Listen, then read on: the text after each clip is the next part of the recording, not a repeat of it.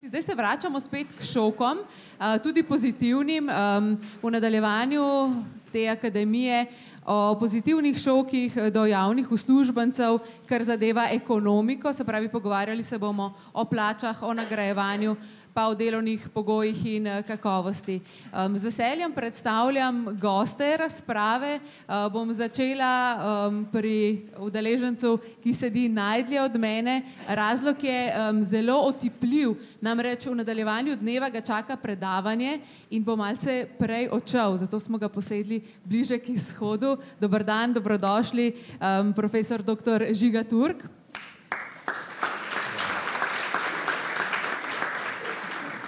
Gospod Branimir Štrukelj, gospod Tomaž Vesel in magister Ivan Simič. Počnete ogromno stvari, uvodoma smo tudi videli vaše nazive, jih bom sproti omenjala, mislim, da ni smiselno zdaj, da preveč naštevam, imam čisto drugačen uvod, nekako pripravljen. Zdaj, pozabimo za hip na to, da vas čaka ura in pol dinamične razprave, antagonistične dvojke, ste rekli, gospod Štrukelj, da ste, se pravi, pričakujem, da se bo izkrilo in da se ne bomo glede vsega strinjali in se tudi veselim tega, ampak za začetek dajmo nekaj čisto drugega. Kaj vas zjutraj najbolj motivira, ko se odpravite v službo, kaj tisto veselje, radost, ki ga ali jo začutite v sebi, kaj je torej vaša motivacija, gospod Turk? Ja, jaz mislim, da univerzitetni učitelji imamo najlepši poklic, vsaj nam se to zdi, ves čas delamo pravzaprav tisto, kar je naš hobi, dobro zraven je nekaj administracije, morda popravljanja kakšnih izpitov, ampak dejansko se dostikrat zgodi to, da se pravzaprav prej zbudim, ker vem, danes me pa nekaj zanimivega čaka, danes bo pa tole se zgodilo, ne vem, je kakšna raziskava, kakšen zanimiv sestanek, oddaja kakšnega članka, oddajanje kakšnih projektov, včasih tudi izpiti s študenti, ki jih narediš na nekoliko bolj dinamičen način, tako da se mi zdi, da tukaj imamo vseeno srečo, ker se 24 ur na dan ukvarjamo s tem, kar je pravzaprav naš hobi in ne z nečem, kar bi bilo treba delati, ampak v splošnem se mi pa zdi, če bi uspeli na čim več poklicih, na čim več delovnih mestih to zagotoviti, da bi ljudje to delali zato, ker je to tisto, v čemer so dobri, kar jih veseli, bi bili efekti, učinki pravi in zadovoljni zaposleni, kakovost življenja bi bila tukaj. Ja, zdaj ste odgovorili že na del vprašanja, ki še ni bil zastavljen. Samo o osebnih motivacijah, gospod Štrukelj. Kaj recimo vi zjutraj se zbudite pred budilko in rečete, danes pa... Jaz imam zjutraj 2 budilki, tako da se zelo težko zbujam zjutraj. Zdaj, seveda, nisem v javnem sektorju zaposlen, čeprav nekateri predpostavljajo, da smo na sindikati, nismo del javnega sektorja, vendar za mene je tisti motiv, ki me vsakič znova čisto z veseljem pelje v službo, to, da bom lahko vplival na izboljšanje položaja javnih uslužbencev in uslužbenk, morda si delam iluzije, vendar zaradi tega hodim v službo z veseljem. Ja, gospod Tomaž Vesel, predsednik... Motiv in mikrofon. Ja, predsednik Računskega sodišča. Kaj vas motivira to, da imate fantastično ekipo? Ja, res je. Motiv je seveda predpogoj imeti fantastično ekipo, imamo pa seveda tudi zelo zanimivo delo. Marsikdo misli, da je revizorsko delo dolgočasno in da se ga ne veličaš, ampak ni tako, ker pri nas je tako, da jaz vem, s katero temo začnem jutro ali pa dan, nisem pa prepričan, s katero temo bomo končali dan, ker enostavno je to postalo tako dinamično okolje, politika in vsi akteri nam dnevno nosijo neke teme, tako da je izzivov, bom rekel, nek neverjeten velik kup. Dan začnem pravzaprav ne z budilko, ampak imam neko tako srečo, da se kar samo od sebe zbudim po neki notranji biološki uri in budilko ignoriram že nekaj časa. To je privilegij funkcionarjev. Ja, zavidamo vam to. Ampak je ta razumna ura, potem se pa sprehodim po vrtu, in se potem v bistvu pripravim na tiste izzive, ki mi jih v zadnjem času zlasti prinaša generacija Y zaposlenih v javni upravi, ki moram reči, da me najprej malček razbesnela ali pa začudila, v zadnjem času ali pa mesecih ali pa celo 2 letih pa zelo uživam, ker me praktično vsak dan presenetijo z neverjetno idejo, ki sploh ne vem, kje je nastala. Največkrat pa seveda ni pogojena s kakšnim predznanjem o kakšni ideji. Ampak to je svoje vrsten izziv. Fantastično. Gospod Ivan Simič, kaj pa vi? Mene vsako jutro pač v službo vleče veselje do tega poklica, ki ga upravljam. Že z mene si želim, da čez dan poskušam kontrolirati svoje delo in svoje stranke in pravilo, ki ga imam zvečer, da ko grem iz službe, da je miza prazna, pomeni v moj odhod je odvisen od tega, kdaj bo miza prazna. Prazna miza. Ojoj, smo zdaj slišala iz občinstva. Ne vem, kako naj si razlagam ta ojoj. Kako? Da ne bi šli nikoli domov. Aha, gospod Simič, daj pa greste domov, no? Torej, prihajam ob 6, zdaj malo pozneje po tistem dogodku, ko povem pri 6:10. Se niste pustili zmesti, prav tako? Ne. Zvečer pa grem 7, 8, 9, odvisno od mize. Odvisno od mize. Ja. Upam, da vas potem doma saj čaka kakšna polna miza z dobro večerjo. Zdaj, imate neverjetno srečo, da imate vsi radi svoje delo, da nimate nekompetentnih šefov, sodelavcev, ki se jim ne da ali strelja mimo. V prvi okrogli mizi smo slišali, ne, da če nimamo dobrih vodij, je bolje, da imamo pri plačah uravnilovko. Kakšen komentar na to? Spravi, če nimamo dobrih vodij, bolje, da imamo uravnilovko. Kdo je za uravnilovka, da ali ne, in kaj s temi dobrimi vodji, kje se skrivajo, pozna kdo kakšnega? No, jaz moram jasno povedati, da mi z našim pogledom sindikalnim nismo za uravnilovko, se nam zdi tudi neproduktivna. Problem, ki ga imamo pri oblikovanju koncepta motivacije, delovne uspešnosti, je, da ta potrebuje dodatna sredstva, medtem ko imamo zadnjih 9-10 let v tej državi sploh ni v javnem sektorju motivacijskih elementov in če kaj mene preseneča, je to, da zadeva sploh še funkcionira, glede na to, da te motivacijski elementi so takoj na začetku novega sistema bili zamrznjeni oziroma ukinjeni. Gospod Simič, kaj je z uravnilovko? Torej, nikakor nisem za uravnilovko. Poleg tega pa, ker jaz prireči to zadevo, torej nisem celo življenje v državni upravi, prišel sem iz zasebnega sektorja, postal sem direktor Slovenske davčne uprave, zato ker sem zelo kritiziral davčno upravo in je pač Bajuk rekel, če si tako pameten, pet pa nekaj nared. In moje pravilo je, da funkcije v državni upravi ne upravljajo tisti ljudje, ki se na to funkcijo spoznajo. Torej, meni se ni zgodilo ne v Srbiji, ne v Sloveniji, da bi jaz prišel na kakšno izpostavo ali pa kakšen urad, da se ne bi mogel usesti za računalnik in delati tisto, kar je delal tisti delavec, ki je tam sedel. Pomeni, vedel sem, kaj moram vnašati, z njim sem se pogovarjal, kje bova poenostavila procese in tako naprej in zmeraj sem poskušal ljudi potegniti za sabo, da delajo tako kot jaz, pomeni, da čutijo neko pripadnost službi in to ni nobena motivacija, da bi nekdo rekel, imeli bomo vsi enako plačo ali pa nekdo večjo, torej tisti, ki je bolj priden, mora imeti večjo plačo. Jaz v mojih izjavah velikokrat pravim, da bi državna uprava lahko delala s tretjino manj ljudi, mislim pa tisto tretjino, ki nagaja tistim pridnim v državni upravi. Kajti vsi, ki smo v državni upravi, poznamo sobice, ki sedijo ljudje, ki ne delajo nič in šefi zmer grejo v tiste sobe, ki so pridni in jim dajo, ker nimajo potem težav. In jaz sem enostavno, nisem imel nikjer težav, vodil sem 6500 ljudi v Srbiji, 2700 v Sloveniji. Tisto, kar pa meni tudi manjka, ker se pogovarjam tukaj z nekaterimi šefi, jaz sem zmer obiskoval ljudi. Jaz dokler me niso poznali, sem se maskiral in sem hodil po uradih. Pošiljali so me iz sobe v sobo.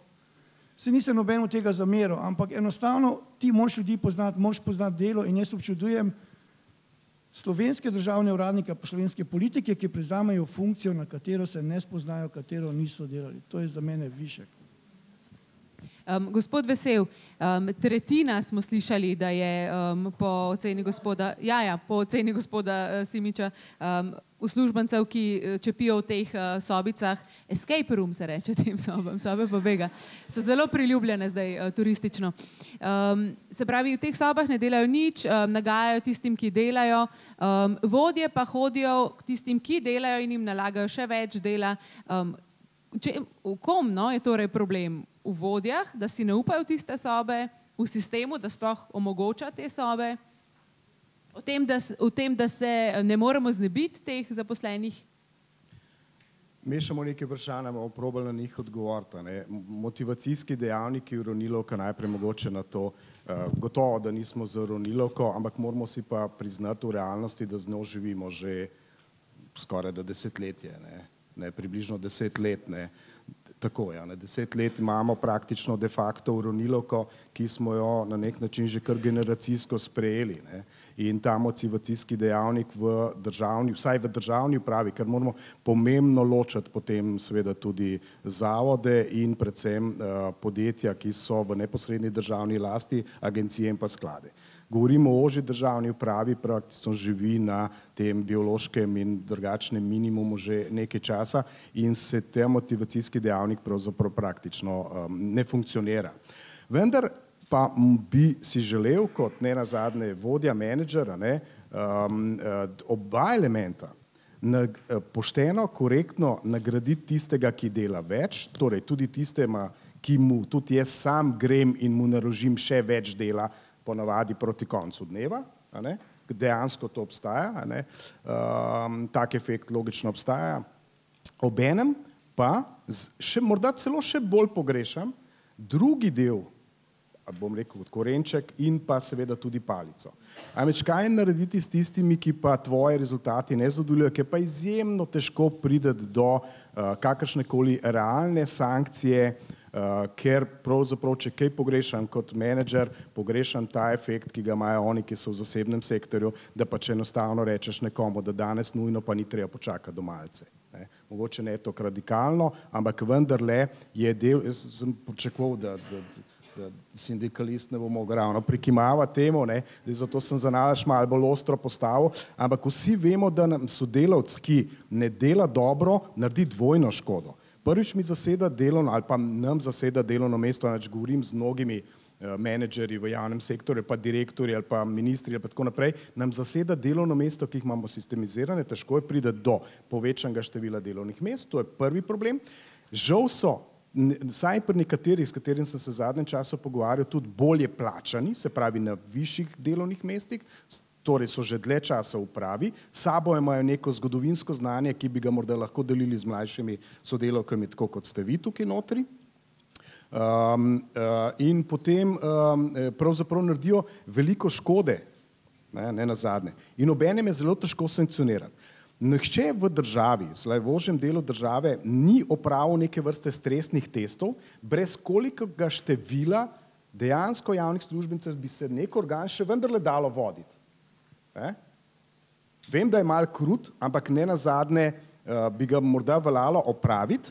Slišal sem, zadnjič sem se pogovarjal z nekim zelo zanimivim direktorjem, ki poskuša uvesti malo nove načine delovanja v enem večjem javnem zavodu, pa zaenkrat to zdržimo, se pa z njim ukvarjamo, čeprav ga pri marsikaterem tem elementu bi veljalo celo podpirati, kjer je rekel, da bi gotovo zagotovil precej večjo učinkovitost, če bi imel možnost odpustiti 10% zaposlenih v nekem času 3 mesecev in zaposliti samo 5%.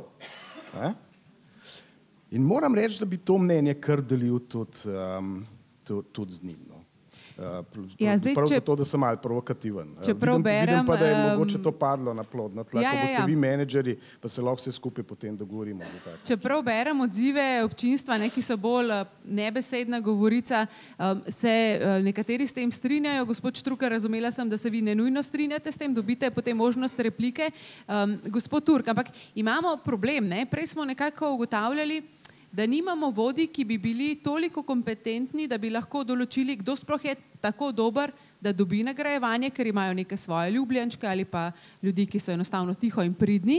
Se pravi, razumem, da nimamo vodij, ki so tako dobri, da bi lahko nagrajevali, a imamo vodje, ki so tako dobri, da bi lahko odpuščali? Jaz mislim, da vse to imamo, vprašanje je, če so vodje. Ne? Dejstvo je, da vsi, ki delamo z glavo, naši rezultati so bistveno bolj različni, kot je lahko še tako, kako bi rekel, širok razpon, ki se jih z nekimi stimulacijami oziroma z neko plačo da doseči. Skratka, razlike pri intelektualnih delih niso 10 ali pa 20 ali pa 30% med sodelavci in sami nekateri to veste, ampak so te razlike lahko 200-300% in je nemogoče to v plači. Po drugi strani tudi ne delamo vsi samo zaradi plače oziroma ne delamo vsi samo zaradi denarja.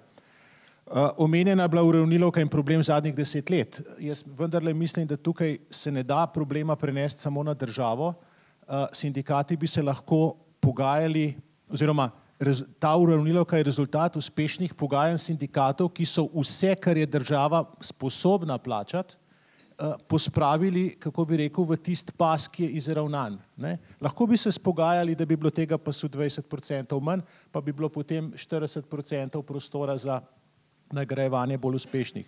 Ampak ključen problem, in to ne bom znal tako dobro povedati kot gospod Vesel, pa je, ne, da če uvedeš fleksibilnost, če daš možnost šefom, da odločajo, da dajo stimulacije, da odpuščajo in jemljajo v službo ljudi, potem morajo biti zelo jasni poslovni načrti oziroma naloge. Ne?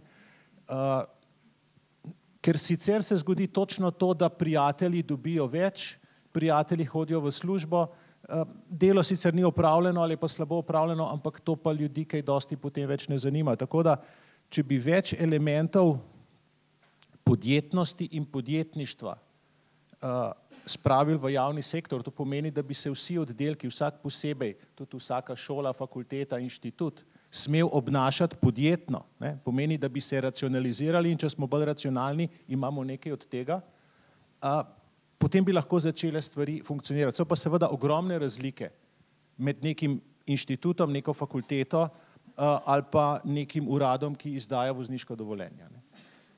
Gospod Štrukelj, replika na ta odpuščanja pa na fleksibilni del. Zelo kratko. Zdaj seveda menedžerska logika je takrat, ko je treba delati, je ljudi vedno premalo, takrat, ko jih je treba plačati, jih je pa vedno preveč. A ne? In seveda tukaj je že sama pozicija nekako definira to logiko. Jaz bi rad povedal 3 stvari. Slovenska javna uprava, če jo primerjate z evropskimi, je primerljiva po številu zaposlenih in ne presega nobenih, bom rekel, povprečij. Celo državna uprava recimo je pod povprečja, kar se tiče števila zaposlenih. Zato se mi zdi ta tretjina preveč ljudi zelo taka rokohitrska. Verjel bi v to, ko bi gospod Simič lahko povedal, katera bo ta tretjina, ki jo bo odpustil, a ne, ki jo je preveč kje? V zdravstvu, v državni upravi, v inšpekciji, v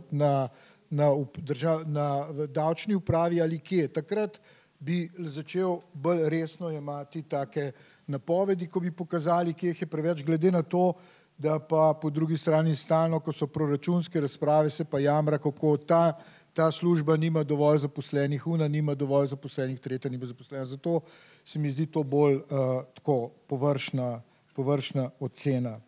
Zdaj, kar se tiče te logike, a ne, dajmo odpustiti vse tiste, ki slabo delajo, je vprašanje, kje potem stvar končate in koga odpuščate. Ne, odpuščate tistega, ki je neprijeten, pa vam je rekel, vi, šef, pa nekaj tega stole čuden delate, a ne, pa gre potem. Ne.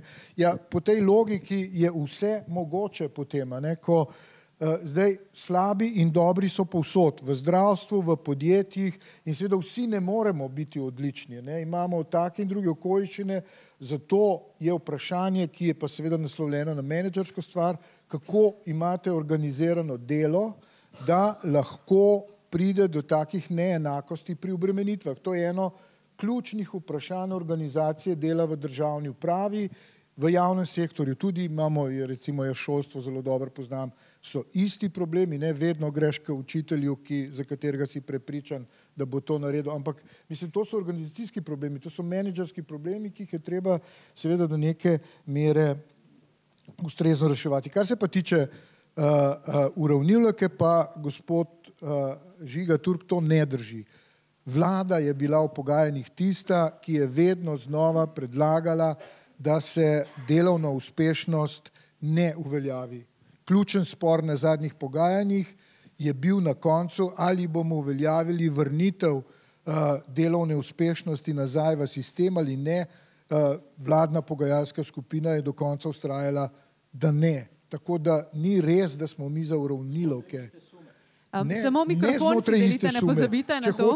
Če hočete imeti delovno uspešnost, morate svež denar pripeljati noter, ne pa tako, kot je bilo vmes nekaj idej, ne pri tej, ampak pri prejšnji vladi, da dajmo vzeti unim slabšim, ne, če jih že ne odpustimo, pa dajmo unim ta boljšim. Skratka, povzročiti jaz sem absolutno proti, seveda. Gospod Štrukelj, zdaj vas prosim, da zaključite to repliko. Gospod Žiga Turk in potem gospod Ivan Simič, ki ste bili tudi izzvani. Samo na kratko, če pojasnite to, torej tukaj se ne strinjate, samo ker vas ne sliši brez mikrofona.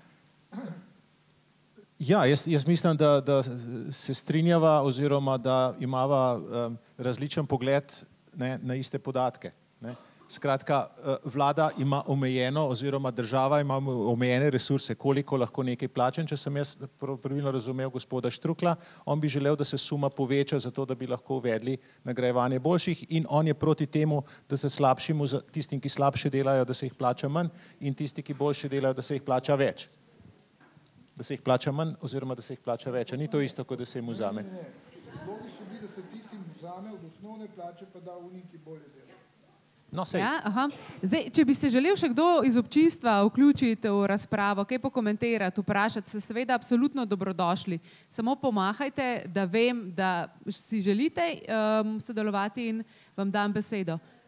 Ja, pa zelo na glas, prosim, ker za vas pa nimamo mikrofonov.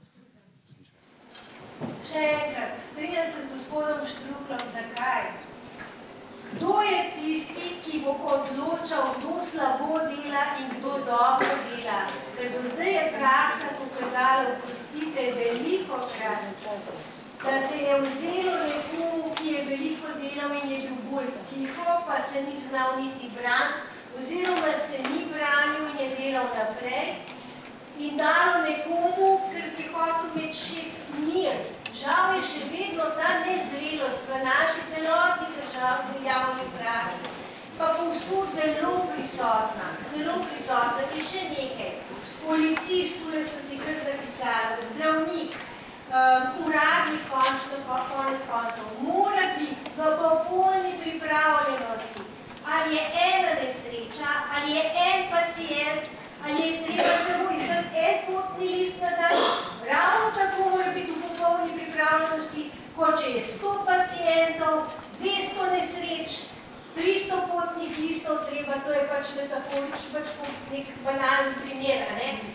Isto mora biti v popolni pripravljenosti, mora biti na svojem delovnem mestu odgovoren, ne mora biti ta čas doma ali pa ne vem kje, ne, čeprav pri zdravnikih je včasih tako ali pa pri javnih tožilcih, če so dežurni, samo kjer se to da. Super, hvala. Razumemo. Gospod Simič, se pravi, kdo bo, še enkrat se vračamo na te vodje, kdo bo tisti, ki bo odločal, kdo dobro dela, kdo slabo dela? Torej, prvo, midva z gospodom Štrukljem nimam nobenega replike zopr njega, ker midva smo na dveh različnih bregovih. Ne? On je na levem, jaz na desnem. On je sindikalist, on se mora boriti, da ima čim več članov, ki plača čim več članarine. To jaz popolnoma razumem in to akceptiram. Ko sem rekel tretjina manj, torej prvo moramo pogledati starostno strukturo. Toliko in toliko, ki bo šlo v naslednjih letih v pokoj. Pomeni, jaz, če se samo obrnem, v Srbiji sem dobil v 11 mesecih nagrado reformator leta, ker sem nekaj, kar je bilo prej 100% ročno, spremenil v 11 mesecih v 100% elektronsko. Koliko imamo tu ljudi viška? Ne jih takoj odpustiti, ampak počas bodo šli starejši v pokoj in ti bodo ostali se zmanjševali.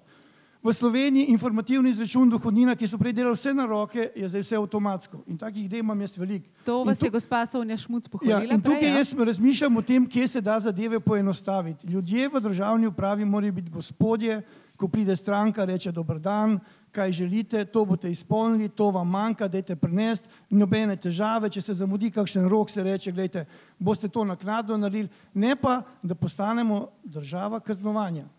Torej, meni kdo reče, ni res, da se kaznuje. Jaz pa pravim, pogledajte statistiko mandatk v zadnjih 5 letih. Pomeni, v državni upravi morajo šefi reči, dragi moji zaposleni, mi smo samo ljudje, vsak od nas bo naredil napako.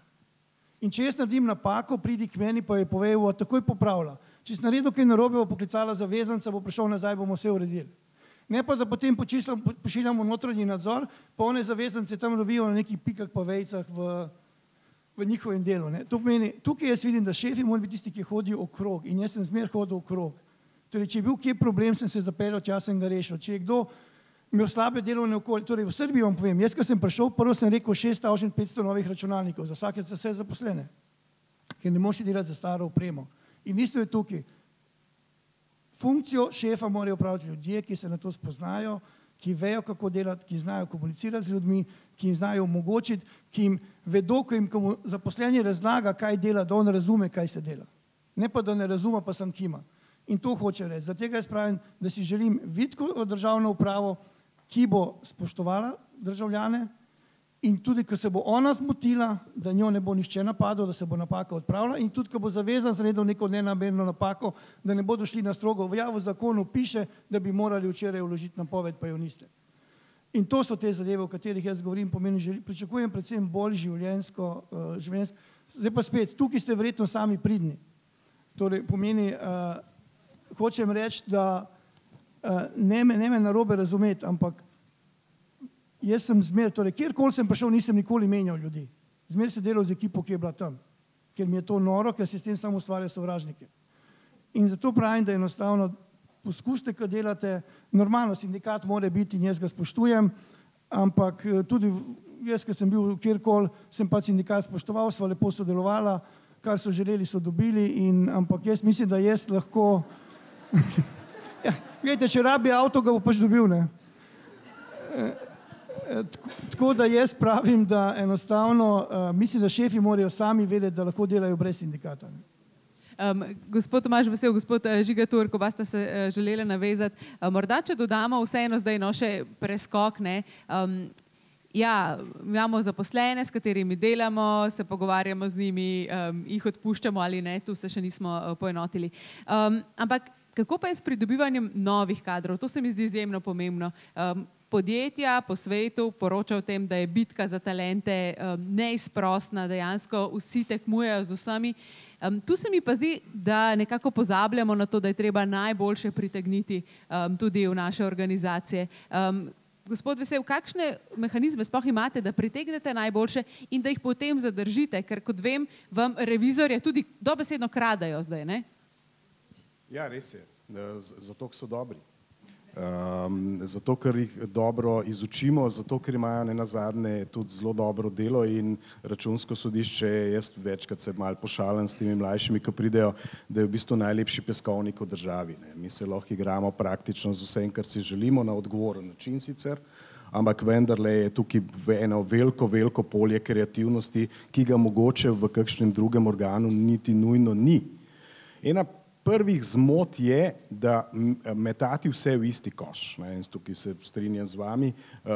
Zelo velika razlika je med posameznimi vejami ali pa podvejami ali pa posameznimi državnimi organi, celotnim javnim sektorjem, državno upravo. Zelo velika razlika. In te razlike je treba zelo dobro poznati, da jih začneš spoštovati in razumevati. Zato, ker je zelo odvisno od narave dela. Tako da enostavno se jaz izogibam tem pavšalizmom 1/3, 1/4, 10, kakorkoli že, ker je to precej neracionalno razmišljanje v to smer. Jaz razumem, da obstajajo rezerve, definitivno obstajajo rezerve, zakaj vsaka modernizacija v tehnologiji in tako naprej zanimivo ni prinesla zmanjšanje števila javnih uslužbencev, temveč po pravilih širjenja uprave, kot posebnega organizma, v bistvu razvoj novih nalog, ki naj bi jih te iste novotarije pravzaprav povzročile. Zato pa rabimo, kot pravite, nove sodelavce. V upravi se je zadnje 10 let poleg te uravnilovke, za katero se lahko dolgo časa pregovarjamo, kdo je bil zanjo in kdo ne, mislim, da nišče sam javno finančno se enostavno si je ni moglo privoščiti, obenem pa zaradi miru na strani sindikatov se ni spustilo v isti masi, in tukaj se strinjam z vami, a ne, pravzaprav tudi na ta način, da bi ta buffer bil z znižanjem eventualnih plač tistim, ki delajo pač slabše. Kako pridemo do novih sodelavcev? Nekaj let nazaj ni bil tako velik problem, ko je bila gospodarska kriza, a ne, kjer je bila zaposlitev v upravi pravzaprav ena zelo zanimiva razvojna karierna pot in smo imeli zelo veliko število prijav na vsako delovno mesto in je bilo pravzaprav mogoče najtežje voditi kadrovske službe v javni upravi, ker je bilo enostavno toliko pritiska, da je bil ta neracionalno velik. V zadnjem času pa je tega manj, zaradi tega, ker je seveda gospodarstvo predvsej odpira svoja vrata, tudi na bolj lukrativen način zaposlitev in tudi na bolj fleksibilne zaposlitve, skratka je konkurenca tu dosti večja. Obenem pa moram reči, da so se zelo spremenile generacije in način njihovega razmišljanja. Delati s temi mlajšimi ljudmi je zelo zanimivo, zelo težko je pa med njimi ločiti boljše od slabših, zaradi tega, ker imajo vsi neko, mogoče je to čestitke šolskemu sistemu, ne vem, vsi neko ugrajeno samozavest non plus ultra, ki pa moram reči, tukaj je najbrž krivda na moji strani, nikakor ne ugotovim, na katerem temelju. In potem porabimo še dolgo časa, da jih enostavno prizemljimo in ozemljimo, da začnejo delati drugače, kot samo, ko bo treba, bom že pogledal. Ne? In tudi s tem gibom pokažejo, kako se bomo mi pripravili na stvar, ko bo pač potrebno. Je te metode treba vzgojiti. Imajo pa neverjetno dobro kreativnost, ki jo pa v kreativnost v smislu, da se vedno da nekaj narediti drugače. Ne pristanejo na vzorc, ne pristanejo na avtoriteto in jih vsaj v začetnem obdobju, in to je na nek način odgovor na vaše vprašanje, ne zanima toliko plača, ker želijo imeti neko dobro in zanimivo izkušnjo, za katero pa kar sami takoj povejo, ne, da ima samo, ker jih večkrat potem, ko se z njimi pogovarjamo, kaj pa je vaš cilj, a bi ostal tukaj, pa je rekel, večina jih reče, in moram reči, da so mi ti najbolj zanimivi, večina jih reče, ok, lahko, ampak bi bil predsednik, kar je v redu, ker je fajn imeti tako ambicijo, ali pa ne, tle bi bil toliko časa, da bi se naučil, pa bi pa to dobro druge prodal. Ampak obe te ambiciji sta legitimni, sta zelo simpatični. Samo čestitate jim lahko dejansko. Ja. Gospod Turk, vi tudi veliko delate z mladimi ljudmi, morda če se navežete na to, no, pa na ta naš razmislek spet o kakovostih voditeljih, o tem, kako prepoznati morda res talent, pa tiste, ki so tiho, kot tudi izpostavlja tule članica občinstva, pa te recimo jim samo promotori, no, ki so tudi zdaj v bistvu zelo zanimiv izziv. Ja, jaz bi gospej najprej odgovoril, ne, oziroma tako bi rekel, ne, če imate vi nek sistem ali pa okolje, kjer si šef lahko privošči, da bo nagrajeval prijatelje, ne pa dobrih delavcev, potem je pravzaprav s tem sistemom nekaj globoko narobe. Ne. Ali ta šef nima ta pravega šefa, ali ta šef nima ta prave, kako bi rekel, etike oziroma odnosa, ali je pa celoten poslovni sistem nekako tako, da je vse eno, kaj se naredi oziroma koliko se naredi. Ne. Tako da je to težavo treba pogledati. Ne. In če zdaj to navežem na vprašanje, kako v tak sistem pripeljati dobre kadre. Ne.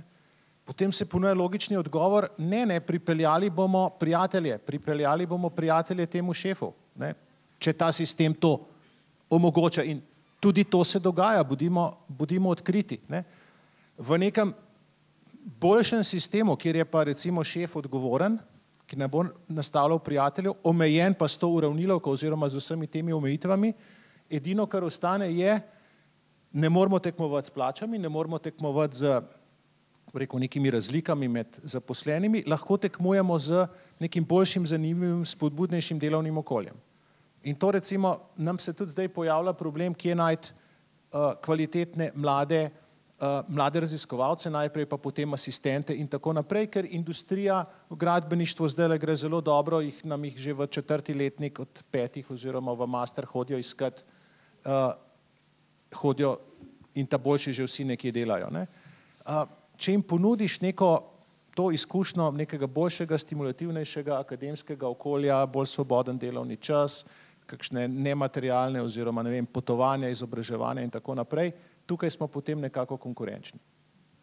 Zdaj, preden nadaljujemo, bi vas samo prosila za kratko glasovanje. Igor vam je že predstavil 2 vprašanji, ki sledita, se pravi, prvo vprašanje, če bi sprejeli plačni sistem, kjer bi bil en del vaše plače fiksni, drugi variabilen del in bi bil seveda odvisen od vaše uspešnosti in učinkovitosti na delovnem mestu, drugi pa še malce bolj zanimivo vprašanje, če bi sprejeli sistem, po katerem bi vas stranka po vsaki storitvi ocenila in bi na to ta ocena vplivala na določene ugodnosti. Imate nekaj trenutkov, da glasujete, bomo seveda potem tudi pokomentirali te ugotovitve.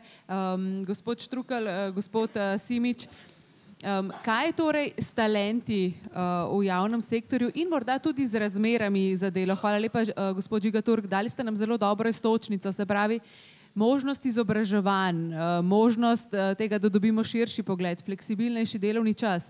Vse zveni zelo fino, ampak pogosto se pa pogovarjamo o tem, da naši kolegi ali mi nimamo niti ustreznih računalnikov, nimamo dobrih pisarn, nimamo parkirnega mesta pred službo, kar sploh za nekatere zelo travmatično. Se pravi, ja, dejansko gremo čisto k osnovam, no? Zdaj, jaz se strinjam z gospodom Veselom, tudi delno z doktorjem Turkom. Zdaj, mi smo v trenutku, ko iz javnega sektorja in tudi iz javne uprave odhajajo najboljši, ker dobijo boljše plače v gospodarstvu, ki je zdaj v vzponu, v dinamiki, in to bi lahko postal, če se bo ta trend nadaljeval, resen problem.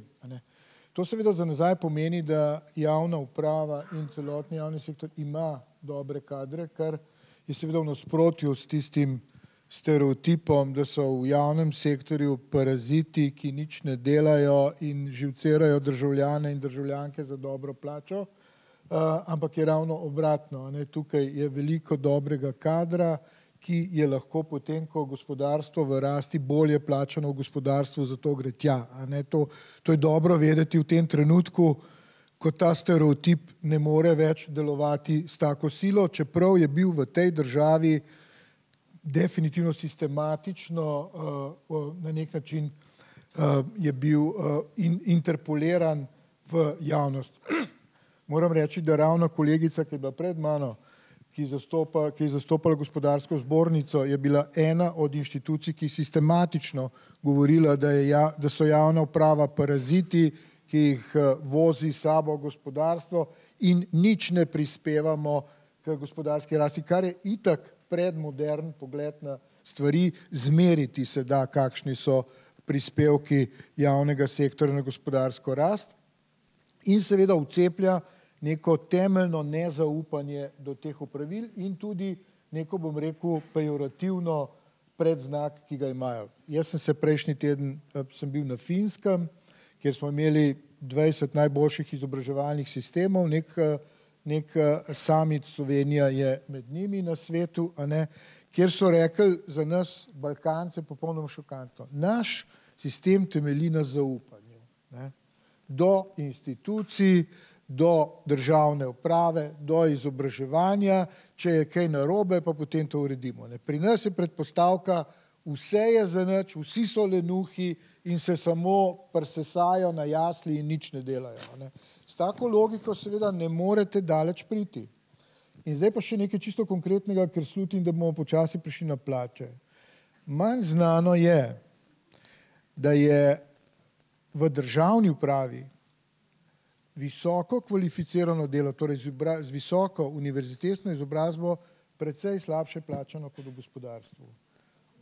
Smo izpostavili že v prvi okrogli mizi tudi. Obratno je pa pri srednji izobrazbi. Srednja izobrazba je v javnem sektorju bolje plačana kot v gospodarstvu. In to daje napačen signal mislim, ki je strukturno problematičen, tako da to je eno resno vprašanje, ki bi se ga morali lotiti. Hvala. Gospod Simič, kaj torej zdaj s plačami v javni upravi dejansko? Slišali smo že v prvi okrogli mizi, zdaj spet za visoko izobražene kadre, za ljudi na vodilnih mestih so plače slabše v primerjavi seveda s gospodarstvom, za nižje izobražene pa višje. Kako to komentirate? Kdo bi tu moral kaj narediti? Ali je to v redu? Torej, tukaj nimam nobenega komentarja, ker to sploh ni moje področje. Ne želim se s tem ukvarjati. Gospod Štrukelj o tem veliko govori tudi danes in sploh, ko ga poslušamo. Torej, on tisti, ki se bori za višje plače delavcev. Jaz samo pravim, da se mora zagotoviti masa plač, morajo se omogočiti pogoji dela in potem šefi morajo vedeti, kako bodo te stimulirali. To, kar sem poslušal dr. Žigo Turka, ki pravi, zaposlili bodo prijatelja. Ne?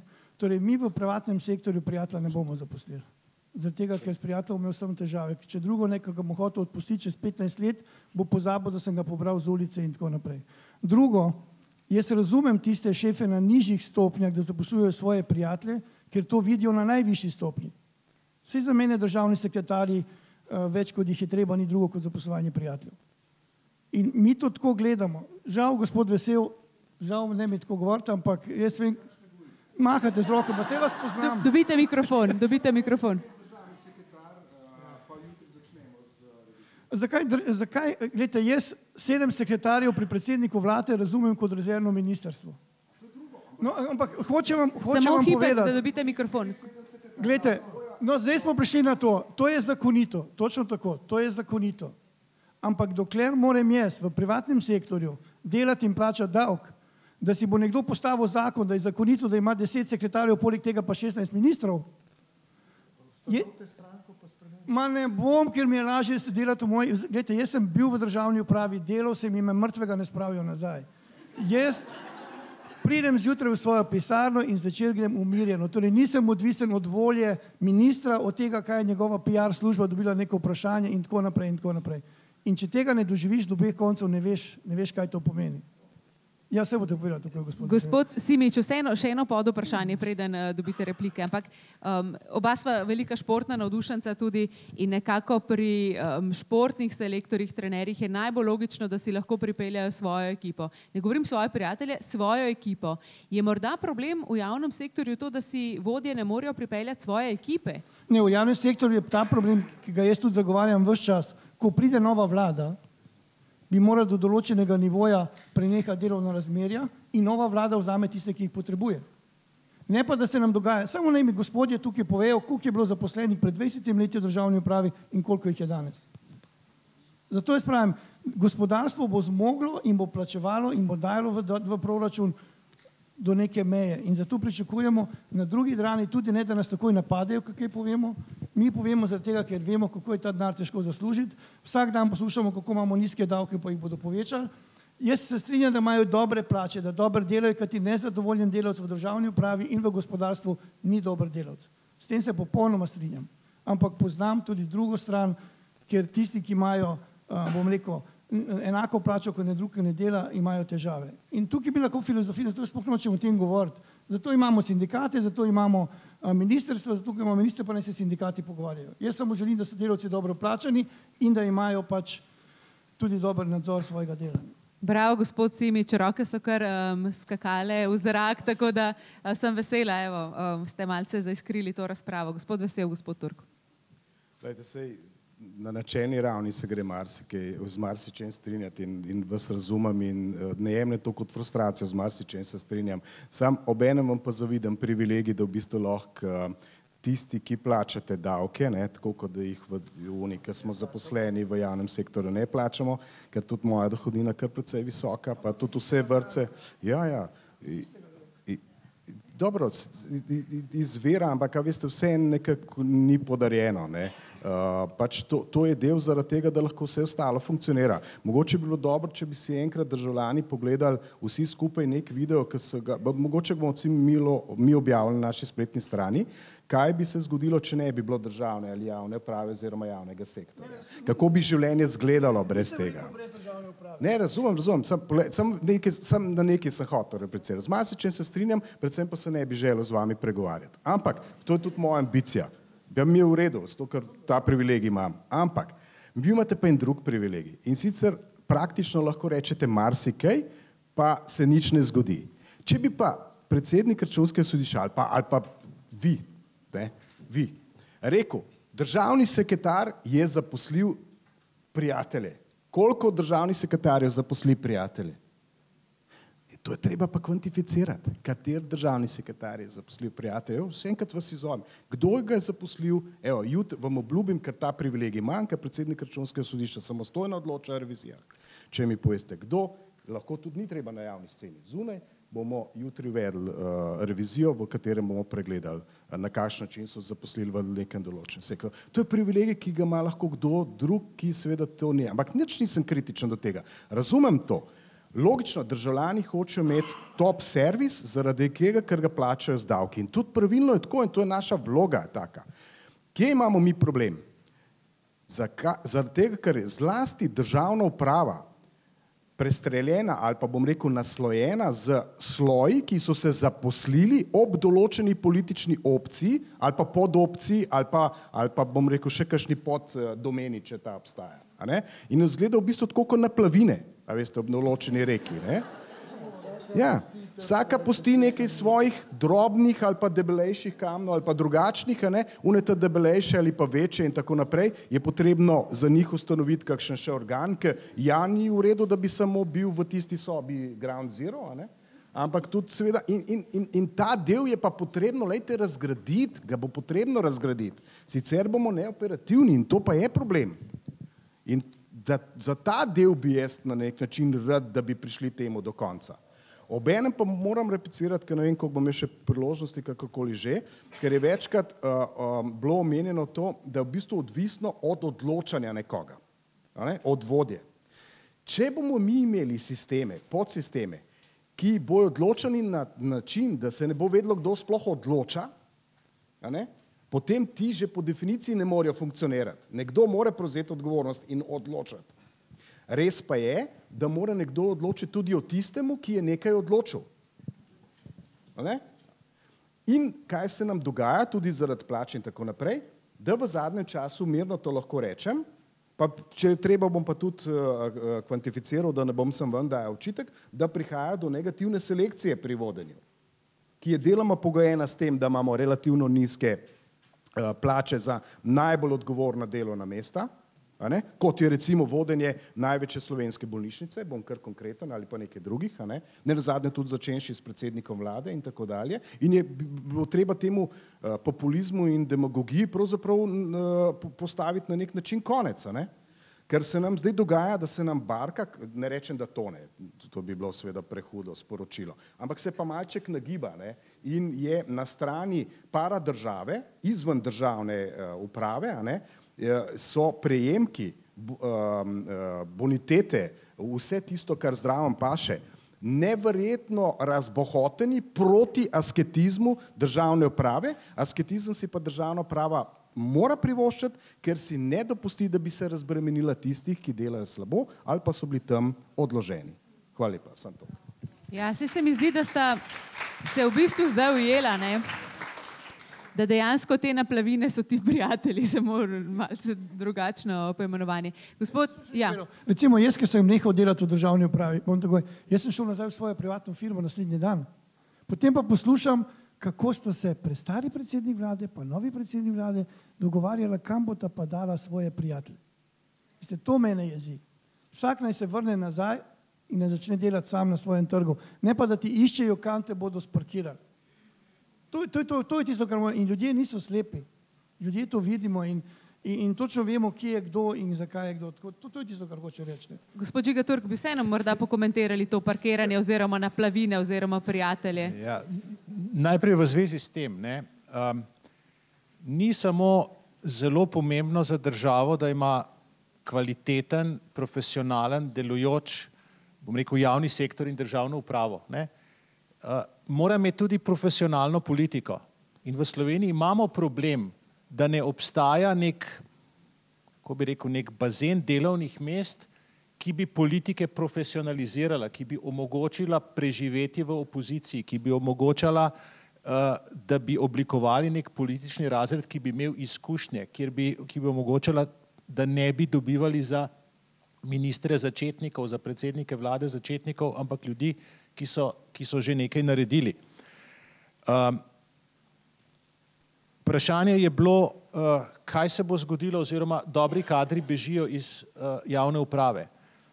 Če bi v Sloveniji trg dela nekoliko boljše deloval, jaz tega ne bi videl kot problem. Saj je vendarle krasno, če gospodarstvo dobi boljše kadre, če začnejo stvari v javnem sektorju slabše delovati, je to signal za politiko oziroma za tiste, ki se ukvarjajo z zaposlovanjem, da se na tem trgu dela borijo in se na naraven način zvišujejo plače v javnem sektorju.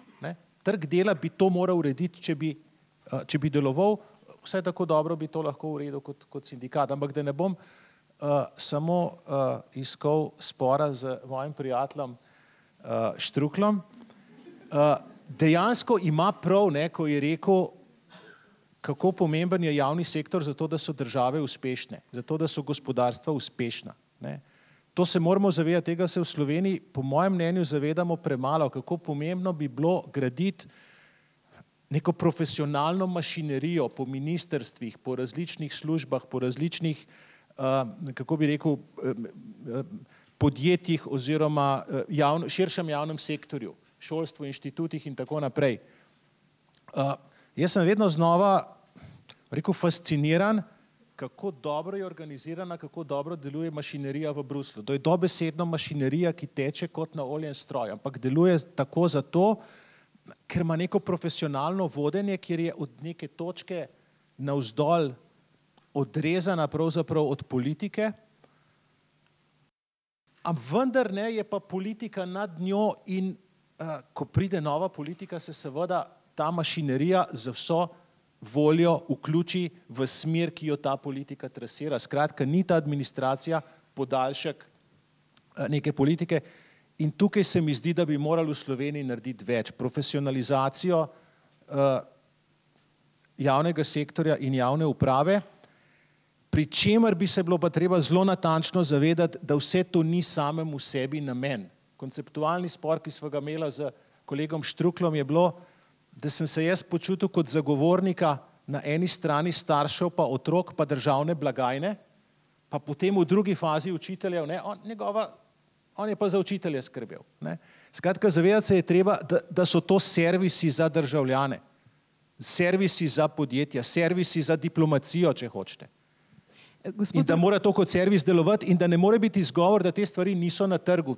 Problem je pa pogosto monopolni položaj, ki potem omogoča take anomalije, da šef lahko zaposluje prijateljev. To se nekje podjetju, ki je na trgu, ne more zgoditi, ker bo konkurenca, ki ne bo zaposlovala prijateljev, boljša. Morda vseeno, gospod Vesel in gospod Simič sta bila zelo eksplicitna pri tem odlaganju na plavinah. Vseeno morda vaš komentar. To, vse to dogaja, kaj se dogaja? Nekaj tega gotovo je in nekaj tega je tudi posledica dejstva, da za politični razred nimamo nekih sredstev, nekih služb, nekih, če hočete, think tankov, civilne družbe, česarkoli, kjer bi ljudje lahko prevedrili. To bi, veste, razmeroma veliko, za dva velikostna razreda manj je politikov, kot je javne uprave.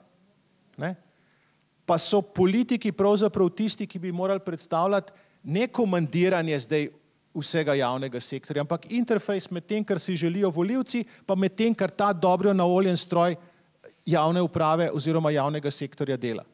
In če je ta interfejs, če je ta vmesnik tukaj vmes slab, vam nič ne pomaga, če veste, kaj volivci hočejo, vam nič ne pomaga, če imate odlično mašinerijo. Zato je to zelo poceni investicija. v profesionalne politike. Sej vem, da nihče ne mara politikov, še manj marajo politike, kot marajo birokracijo ljudje, ne? Ampak če imaš demokracijo, si moraš ta razred privoščiti in kot rečeno, malo, gre za mogoče 200 ljudi. Ne? Na kratko bi pokomentirali rezultate glasovanja. Pri obeh vprašanjih zelo podoben odgovor. Se pravi, če bi sprejeli fiksni in variabilni del, približno 15% v obeh odgovorih pravi, da ne in da ne bi želeli, da je plača odvisna od ocen strank.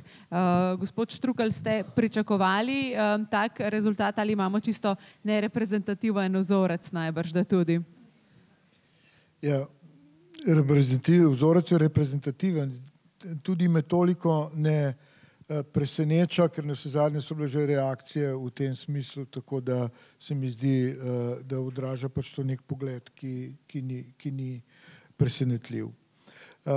Če dovolite, jaz bi dve stvari želel povedati. Najprej bi ponovno vrnil na vprašanje, bom rekel, zaupanja do uradnikov in do javnega sektorja v celoti. Tukaj, ker je dr.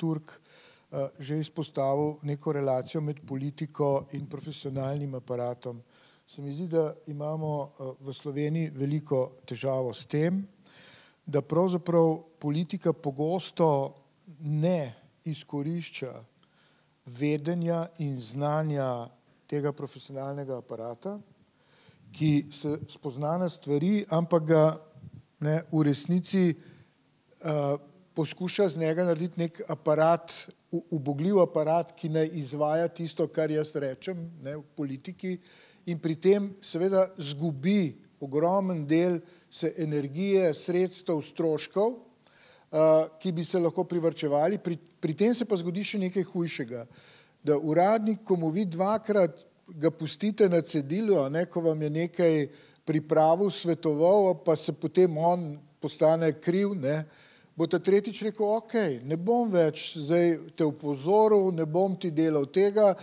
povej mi, kaj ne naredim in bom izpeljal to. In ta negativna relacija, ki je med upravo, ki je profesionalna in politiko, po mojem, naredi ogromno škode in tudi ogromno stroškov povzroča. Drugo, kar sem želel povedati, se pa tiče te logike, ki jo je v enem delu gospod Simič izpostavil, to je, mi plačujemo davke, a ne, vi pa pravzaprav samo to kurite in uporabljate. Mislim, v tem smislu 1/3 manj in tako naprej. Ne, nisem tako rekel. Jaz bi rad samo pokazal, da je ta logika tega, da gospodarstvo proizvaja, javna uprava pa k temu nič ne prispeva, popolnoma zgrešeno. Popolnoma zgrešeno v svojem konceptu razmišljanja. Poglejte si, gospodarstvo funkcionira v neki urejeni družbi, zato je potrebno imeti zdravstvo, pokojninski sistem, državno upravo in seveda plačevati davke. V Iraku so davki zelo nizki. Gospod Simič, pejte s svojim podjetjem v Irak, pa boste videli, kako dobro bo funkcioniralo. Gospod Štrukelj, zdaj ste šli malo čez neko mejo. Hočem reči, hočem povedati, kako je pomembno, da državna uprava funkcionira. Šli ste čez mejo, zato ker ne berete mojih mnenj in jaz pravim. Jaz sem prvi, ki nisem... Tega pa res ne delam.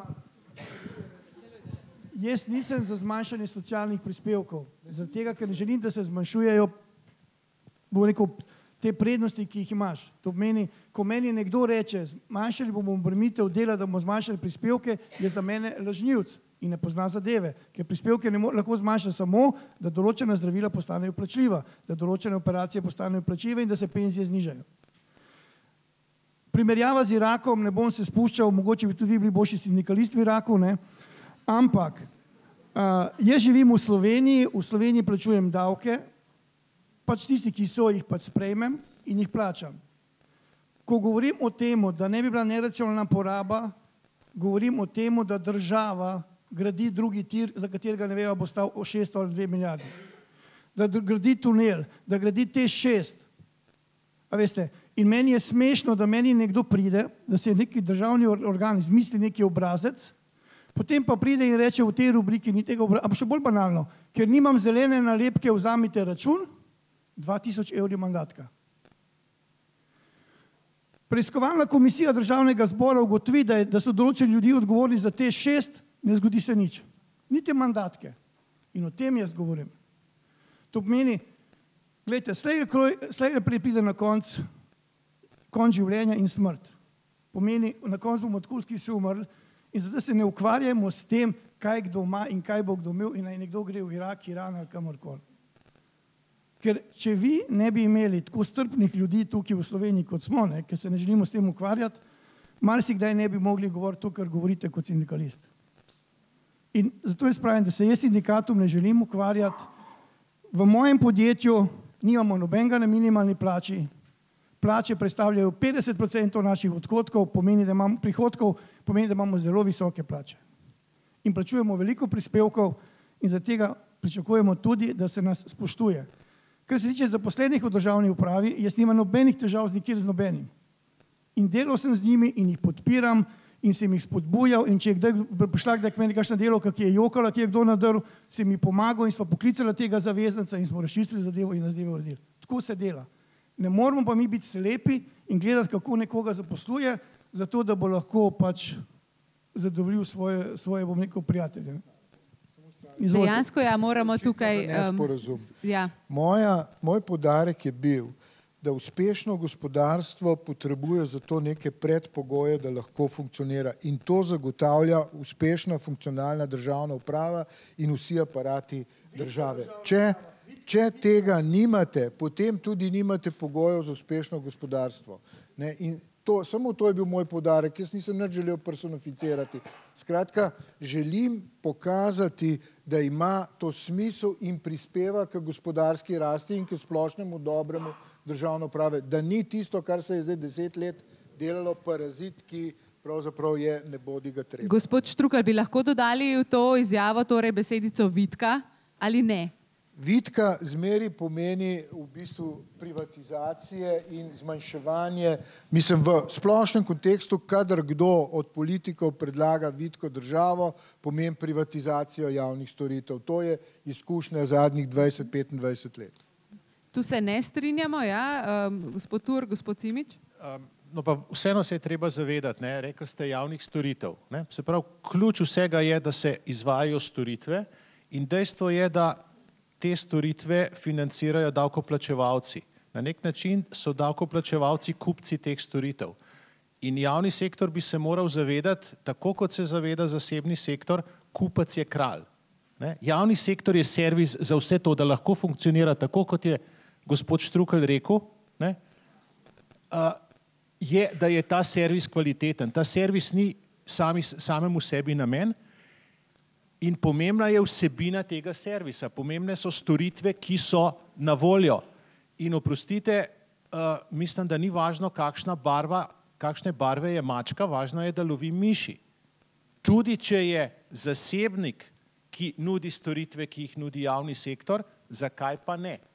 So pa nekatere storitve javnega sektorja take, kjer ima država naravni monopol in zasebniki tega ne počnejo. Ampak tudi, kar se tiče, ne vem, policije, imate cel kup zasebnih varovanj, ki to delajo. Kar se tiče sodstva, imate, kaj je tisto izvensodno reševanje sporov, ki je pravzaprav privatizirano. Pomembna je storitev, ni pomembno, kdo jo izvaja, ampak javni sektor je pravzaprav v krasnem položaju, da se potrudi, da te stvari dobro dela.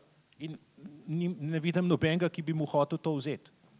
Morda kakšno vprašanje z občinstva, še zdaj slutim nekaj nemira, nekaj odkimava, nekaj strinjanj.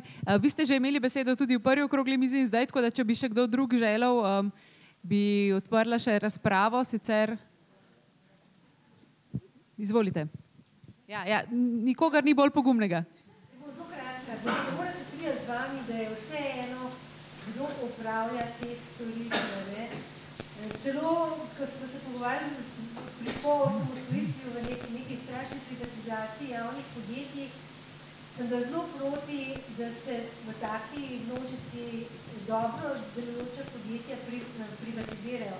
Zakaj? Vsaka dobra država ve, da mora imeti neke stvari in neke storitve morajo upravljati in morajo biti v lasti torej države. Zakaj? zato da lahko sploh država funkcionira. Kajti, če bi bilo vse privatizirano, ne, potem država ne bi imela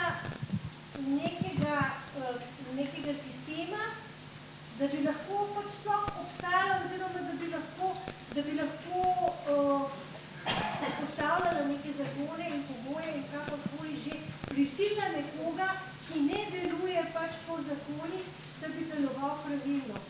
Skratka, zdaj si predstavljati, da bi imeli vse, da bi imeli, kaj se, da bi bilo vse privatizirano. To pomeni, da bi bili brez državne uprave. To pomeni, da bi bil zakon tistega, ki ima denar. Hvala, bomo sklenili to razmišljanje. Ja?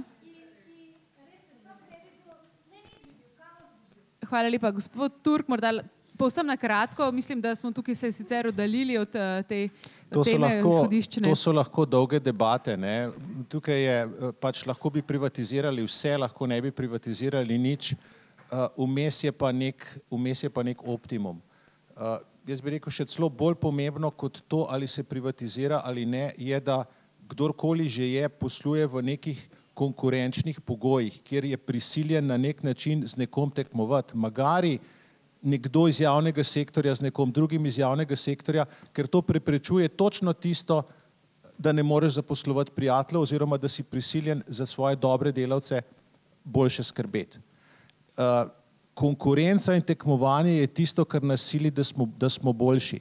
Če bi imeli mi v Sloveniji danes samo državni telekom brez konkurence, ste lahko prepričani, da bi imeli še ta stare Nokije in nobenega interneta v zraku. Prav, hvala.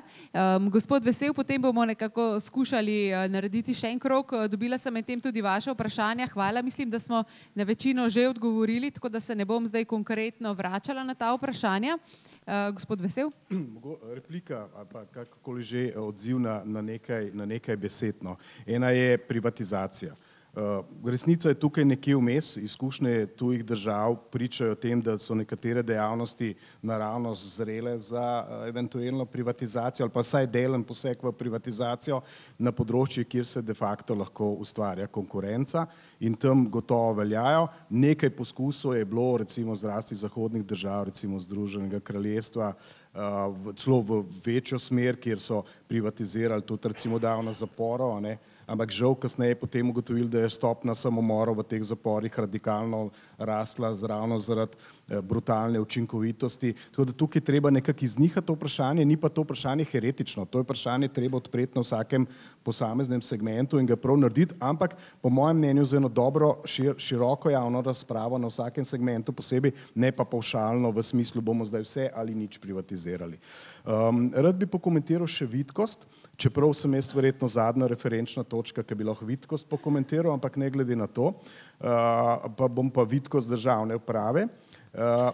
Jaz bi se tega pojma na nek način izogibal, ampak bi rajši uporabil pojem ali pa terminologijo učinkovita javna uprava. Zakaj? Prvič, vitka je neposredno povezana z vprašanjem števila in se preveč indoktrinira. Ne bo mogla biti bolj vitka, zaradi tega, ker generacijske spremembe v družbi, ki prihajajo, se ne bodo mogle razgraditi oziroma z njimi upravljati na drugačen način, kot vsaj na pol javen, ali pa vsaj regulirati ta del. Prihajajo namreč velike generacijske spremembe, staranje prebivalstva, razvajenost mlade populacije in tako naprej, ne bi preveč, ker to gre z eno z roko v roki, veste, struktura družbe v celoti se menja, naše vrednote se menjajo, vprašanje ekologije postaja čedalje bolj v ozaveščenosti in okolje se ne da varovati na ta način, da dosežemo nek družbeni konsens, v katerem bomo rekli od zdaj naprej, od danes naprej pa vsi pazimo. Ne da se, skratka, družba gre v to smer, vsaka novotarija, vsaka modernost prinese novo regulacijo. O neki ultimativni vitkosti najbrž ne bo mogoče govoriti, je pa mogoče in upravičeno govoriti o učinkovitosti. Jaz razumem frustracijo zasebnega sektorja in mogoče bolj k nedej, da bi bil jaz na drugi strani, je bil najbrž še bolj neugoden, ne rečem, da ste, ampak je bil pa še 10-krat bolj neugoden, ker ko bi pa dobil neko soglasje za nek projekt, ki ga jaz imam, gradbeno dovoljenje in tako naprej, namesto v pričakovanih 30 dneh, pa v 230 dneh, tako kot smo mi empirično dokazali, potem pa to frustracijo mogoče razumeti. ker ima neposredne, seveda, finančne in drugačne posledice. Se pravi, iščemo učinkovit model upravljanja, ne nujno zdaj najbolj vitek način upravljanja. To je zdaj skupaj vse naša skrb, ampak učinkovitost je pa treba slej ko prej razgraditi na posamezne elemente in reči, ali to funkcijo, konkreten organ, konkretno bolj funkcijo, opravljamo na najbolj učinkovit način in sistem. O tem je pa seveda zelo dobro govoriti. Upravljali pa bomo lahko na učinkovit sistem, če bomo imeli dobre vodje. Tle bi se strinjal kljub temu, da sem začutil z tezo gospoda Turka, ki pravi, da v bistvu smo kot država brez inkubatorja politične elite, recimo, ali pa vsaj tiste pretendente, ki bi radi upravljali s prihodnostjo, tako kot imate študentje napisani na vaših majicah, ki so mi zelo všeč, ki bi želeli upravljati s prihodnostjo. To je v bistvu pravzaprav ambicija elite, upravljati s prihodnostjo. Obenem zdaj tudi to odgovornost. Nekje se je treba tega naučiti, to je ne nazadnje obrt in obrt oziroma šolati se je potrebno. Ne govorim samo zdaj o tem obrtnem znanju kot javno nastopati ali kaj podobnega, ampak razumeti sisteme, se jih naučiti upravljati, razumeti odgovornost, razumeti, kako deluje javni sektor, kaj so pričakovanja zasebnega sektorja, to nam definitivno manjka. Je pa res, da se v modernih zahodnih demokracijah nekaj zgodilo, kar si ne znamo čisto dobro razložiti, ker pa pravzaprav prihajajo na mesto voditeljev ljudje, ki so pa izjemno neizkušeni vodenja. Pa ne bom zdaj samo predsednika kakšne večje svetovne države dal kot, ki ga pravzaprav sovodi tudi kakšna naša rojakinja, ampak to je že v redu. Ampak veste, zgodilo se je nekaj, da v bistvu se z razredom elite pravzaprav nekaj zgodilo, tako da se tukaj deloma moram strinjati s tem, ne moram, se prav rad strinjam s tem, obenem pa vidim še en problem, da imamo, ne govorimo samo o politični eliti, ampak tudi o eliti menedžerjev, ki so sposobni nekega dne prevzeti pomembne elemente javnega sektorja, kot so nekatere javne zavode, sklade in tako naprej, pa tudi ne nazadnje tudi ministrstva. Namreč, nihče nima več pravice, niti možnosti vzgajati svojega naslednika. Kar je pa v gospodarstvu, pa v bistvu naloga prvi dan, ko prevzameš vodenje določenega podjetja, organa ali tako naprej. Mogoče se pa, ampak dobro, zdaj ne bom še razpletel in zapletel o tej temi, kako bi se to dalo de facto urediti, nekaj idej pa gotovo imamo na to temo. To vprašanje nasledstva oziroma naslednikov smo tudi v prvi okrogli mizi že odpirali. Zdaj začenjamo počasi zadnji krog. Doktor Žiga Turk, odhajate na predavanje. Zato zdaj, če potegnemo po črto, lahko po vašem mnenju plačni sistem pripomore k delovanju javne uprave, da bo javnost z njo zadovoljna, se pravi, da bo delo učinkovito in da bodo tudi zaposleni kakovostno delali. Se pravi, lahko s plačnim sistemom zagotovimo kakovost. Jaz mislim, da je plačni sistem eden od elementov, s katerim lahko to kakovost zagotovimo, da ga bi bilo pa še celo škodljivo spreminjati ali pa popravljati, če niso zagotovljeni tisti drugi pogoji, ki pravzaprav silijo zaposlene, silijo njihove šefe k rezultatom, k učinkom, k dobrim ocenam se strani strank, skratka k temu, da so dejansko servis.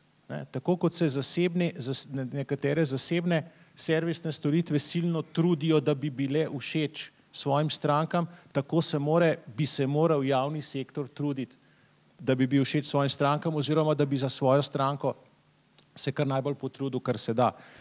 Glede na to, da odhajam, bi sam zaključil v bistvu s tem, kjer smo začeli. Zjutraj se zbudiš, kako vidiš ta dan pred sabo in dejansko zjutraj je cel dan odprt. Lahko iz njega kaj narediš, lahko ne narediš iz njega nič. Tisto, kar bi si jaz želel, pa ne samo za javno upravo, pa javne uslužbence, pravzaprav vsak med nami. Lahko ta dan nekaj narediš, lahko daš vse od sebe, lahko so ljudje s teboj zadovoljni, lahko so stranke s teboj zadovoljni, lahko bodo študentje z mano danes zadovoljni, ali pa nekako prešpricam. Če se potrudim, imajo vsi nekaj od tega in predvsem imam jaz večer dober občutek. Če se pa nekako poskušam preriniti skozi dan, nima pa nihče nič od tega. In ravno zato, ker rabimo kvalitetno javno upravo in kvaliteten javni sektor, sem zato, da vsako jutro vidimo kot priložnost in da čim več te priložnosti izkoristimo. Gospod Turk, samo pod vprašanje. Najlepša hvala, da ste prišli, ampak vseeno pod vprašanje. Zakaj pa se po vašem ljudje ne odločijo, da bodo dali tisti dan vse od sebi? Ne vem, se dejansko nekdo zbudi, se pogleda v ogledalo in se reče, danes bom pa zoprna, ko bo gospod Simič zahteval od mene gradbeno dovoljenje. Ali dejansko, ne vem, zaradi let in let tega, da pač nisem delala z najboljšimi šefi, da so moji sodelavci v teh sobah pobega, mi zato v bistvu zmanjkuje energije? Po moje je faktorjev ogromno. Od zaslužkov, ki so verjetno plač, ki so verjetno še najmanjši, do sodelavcev, do šefov, tudi konec koncev do tega, kako pa stranka pride do uradnika. In najprej nekaj časa čaka in frustrirana zaradi nekih obrazov in potem so slabo voljo tam na nekega uradnika zložiš. Tako da vsak lahko kaj naredi za to. Hvala lepa, uspešen dan še in najlepša hvala, da ste bili z nami. Profesor dr. Žiga Turk odhaja na Fakulteto za gradbeništvo in geodezijo, čaka ga torej predavanje. Gospod Štrukelj, za vas vprašanje, kako urediti plačni sistem tako, da bodo zaposleni v različnih dejavnostih javnega sektorja konkretno in korektno plačani, se pravi ustrezno plačilo, in da zato ne bo prihajalo do zavisti v drugih delih javnega sektorja. Saj veste, kako gre. Dvignemo plače, potem pa rečejo zdravniki, pa policisti, pa učitelji. No, po moje tazga sistema ni mogoče narediti, da ne bi obstajale te napetosti in zavisti. Treba se je zavedati, da je plačni sistem v velikem sistemu, kot je javni sektor, izjemno zapletena reč in še težje, da ga je vzpostaviti tako, da funkcionira brez velikega šuma. Praviloma take spremembe plačnih sistemov trajajo po 10 let, recimo v Avstriji so ga spreminjali 10 let, pri nas zelo podoben čas. In seveda ključne dileme se pravzaprav spreminjajo. Ko imate razpršen plačni sistem, si mislite, da bo boljši tak, ki je popolnoma unificiran. Ko ga enkrat vzpostavite, to, kot smo pri nas naredili, se pokaže, da se vsega ne da stlačiti na isti imenovalec. Vprašanje je, ali je smiselno, da so recimo zdravniki, zdravstveni sistem, zdravstveno sposobje v enakem plačnem sistemu kot državna uprava. To je dilema, ali pa recimo šolstvo, ki je izrazito odprta in enoznačnih odgovorov ni. Drugo, seveda bistveno vprašanje, ki je seveda slej ko prej politično-socialno, kdo se s kom primerja in kaj pravzaprav primerjamo, ko vrednotimo dela v posameznih delih javnega sektorja. Zdaj, če smem še kritično o sedanjem plačnem sistemu, da velja za njega, da je enoten, pa pravzaprav je to ostal zgolj bolj videz, kot je resnično dejstvo. V zadnjih 15 letih se je zgodilo cel kup nekih odvodov, pa enkrat pri vojakih, drugič pri policistih.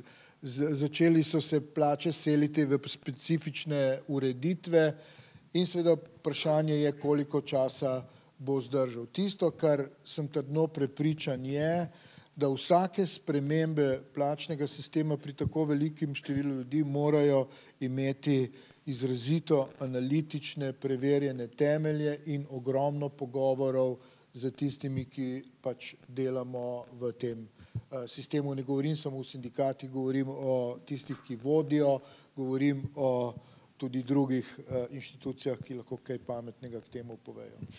Gospod Tomaž Vesel, predsednik Računskega sodišča Republike Slovenije, všeč mi je bilo, ko ste izpostavili te svoje mlade sodelavce, ki pridejo s to ogromno mero samozavesti, lahko tudi pretirane, ampak kaj pa, če imamo javni uslužbenci dejansko problem s to predstavo navzven. Se pravi, da se tudi sami premalo cenimo, da znamo premalo ceniti svoje kolege, svoje nadrejene in da v bistvu nas potem tudi zaradi tega javnost gleda bolj neusmiljeno. Svoje nadrejene logično premalo cenimo.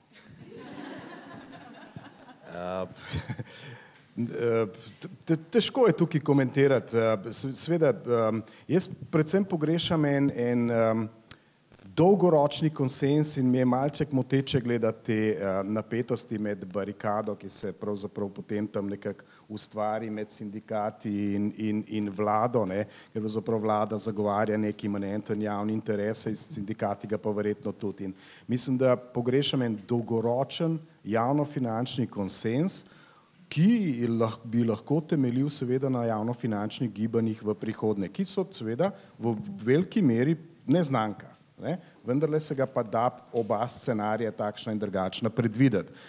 Zato se mi zdi, da bi to precej razbilo to tenzijo, to napetost, ki je nekako imanentno prisotna. To definitivno bi veljalo pogrešati, obenem pa bi veljalo na zelo strpen način verjetno izideti iz enotnega plačnega sistema ali pa sistema, ne, ki enoten že dolgo časa namreč več ni v realnosti. Namreč s prvo razgradnjo z eno določeno skupino javnih uslužbencev, ne, s prvim odhodom, pravzaprav ta enostavno ni več enoten in se segmentirano ureja po posameznih predpisih in tako naprej. Skratka, rabimo en dober konsens. Mogoče je škoda, ker je malček zamujen ta čas, ki je javnofinančno precej ugoden, bi mogoče na lažji način prišli do tega dogovora.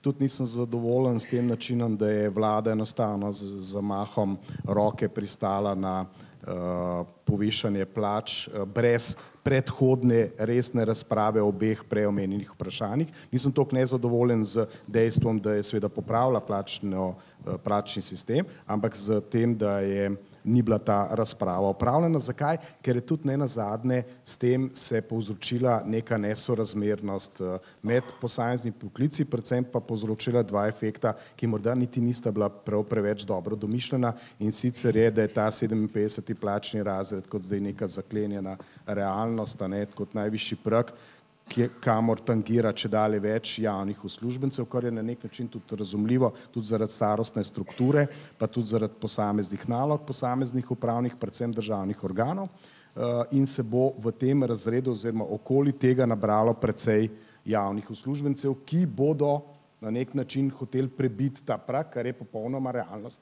v naslednjih nekaj letih. Ne? In tega scenarija ni razdelanega oziroma ga vsaj ne vidim. Obenem pa so se porušila tudi notranja razmerja v nekaterih pomembnih organih, kjer pa so funkcionarji sedaj slabše plačani od najboljše plačanih javnih uslužbencev, kar morda se celo prestanemo, če bi kdo to znal dobro razložiti. Ne? Ampak te razlage zaenkrat ne vidim, pa ne rečem, da je zdaj glavni problem motiviranja teh mlajših sodelavcev, če ste me to vprašala. Za njih plača, zanimivo, ni največji motivacijski dejavnik, ampak so izkušnje, ki jih lahko dobimo, obenem pa moram priznati tudi to, da najbrž pa ni večje frustracije, kot imeti nadrejenega, za katerega misliš, da ne dosega standardov etike ali pa tudi intelektualne kapacitete, da bi te lahko vodil. In to je pa značilnost te mlade generacije, da ta položaj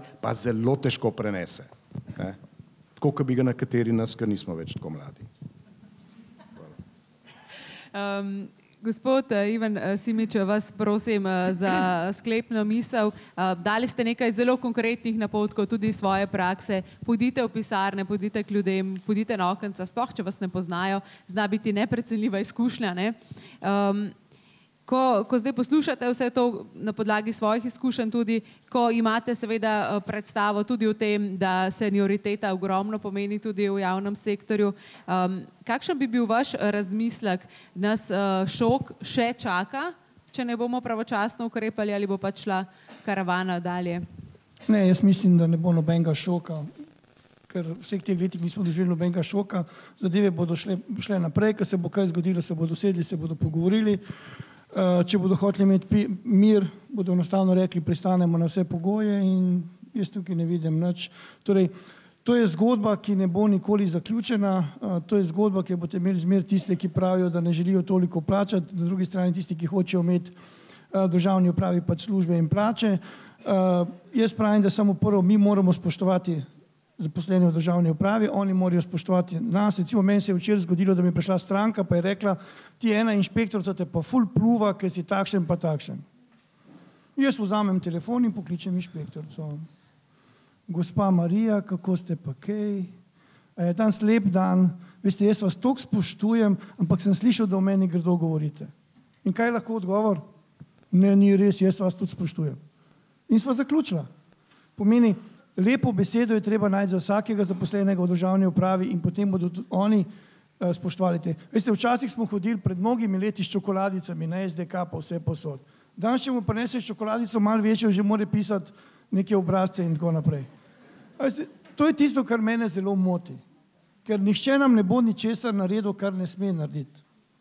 Če mu pa daš neko zahvalo, da ti je nekaj naredil malo hitreje, pač to sprejmemo. Normalno tisto, kar bo govora, da moraš čakati gradbeno dovoljenje, toliko časa, s tem se ne strinjam, ampak jaz predvsem mislim, da šefi morajo poskrbeti za svoje zaposlene in potem bo cela zadeva. Torej, meni so največji problem šefi. Jaz imam dosti kontaktov in vidim in veste, in ko se šef skriva, ko se ne upa komunicirati s tabo, to meni pove vse. Ker šef mi mora biti tisti, ki bi rekel, gled, bomo uredili, šel bom do zaposlene, se bova pogovorila, vse se da rešiti, ker se da dejansko vse rešiti. In to je tisto, kar manjka. Torej, ampak to mora biti potem pravi ljudje na pravem mestu. Pravi ljudje na pravih mestih, fantastična istočnica, hvala lepa. Jaz mislim, da se je gospod Vesel zelo intuitivno dotaknil neke točke plačnega sistema, ki bi znala postati šok in problem v prihodnjih letih. To je natančno ta ceiling, torej ta plafon, ta rob 57. plačnega razreda, ki ga v tem trenutku z zahtevami, ki so bile že podpisane, prebijajo zdravniki, tiho, zadaj pa vas bom presenetil, tudi v veliki meri upravičeno čakajo na dvig zlasti funkcionarji, ki seveda bojo se tukaj zlili dobesedno, ker če bojo šli zdravniki do vrha, do 65. plačnega razreda, potem bo treba zidati naprej od 65. skoraj ne vidim druge poti, kar bo pa seveda povzročilo, bom rekel, vprašanje samega sistema, ali je še obstojen in kako bo v prihodnje funkcioniral. Tako da jaz nisem tako prepričan, da je ta sistem v tem trenutku plačan stabilen. Prej bi rekel, da smo na začetku nečesa, kar bi rekel, da je pred velikimi spremembami. Se strinjam, vendar je tukaj treba dodati, da je kar večje število javnih uslužbencev. Univerzitetni profesori in tako naprej. Tudi zaposlenih v nekaterih državnih organih, večje število že na tem plafonu. In se strinjam, mislim, da je to ena taka predfaza, ali pa ne bi rekel zatišje pred viharjem, ker se mi zdi ta vihar nepotreben, ampak boljš pravzaprav ena zelo dobra točka za razpravo, ki jo pa nujno treba pogojiti z javno finančno realnostjo in fiskalnim pravilom v Republiki Sloveniji. Kajti to povišanje plače je bilo okoli 270 milijonov na leto, okoli, recimo, odvisno od natančne številke bomo lahko povedali šele pravzaprav po letu 2009. In je to številko treba nekako ugraditi v javno finančna gibanja in to mora biti sodišče za razpravo. Se pravi, ali povečati učinkovitost in redefinirati pojem uprave in tudi strukturo, pa na ta način dobiti sredstvo, ali iti v sistem možnosti odpuščanja oziroma plačevanja manj za tiste, ki delajo slabše. Vse to bo treba enostavno odpreti. Predvsem pa doseči nek dolgoročen konsenz, ki pa tukaj res manjka. Bolj vidim kot točko ene dobre, zanimive razprave, ki bi morala biti popravljena v naslednjem letu ali pa še boljš v letošnjem letu. Ogromna dela še torej pred nami. Hvala lepa, spoštovani gostje, za vaše misli. Danes z nami gospod Branimir Štrukelj, gospod Tomaž Vesel, gospod Ivan Simič, najlepša hvala.